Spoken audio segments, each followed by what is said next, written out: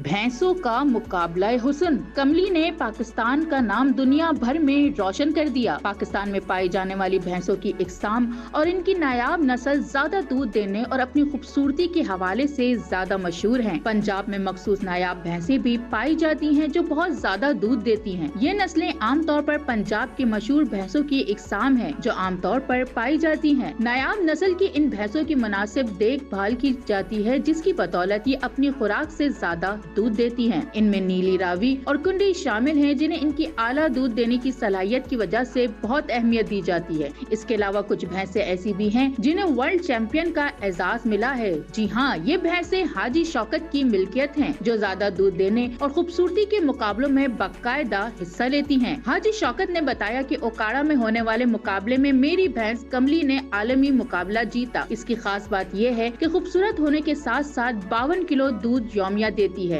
इन मुकाबलों में जीतने वाली भैंसों के चर्चे पड़ोसी मुल्क भारत में भी हैं, इसलिए वहाँ की बाअसर शख्सियात भी भैंसें खरीदने यहाँ आती हैं।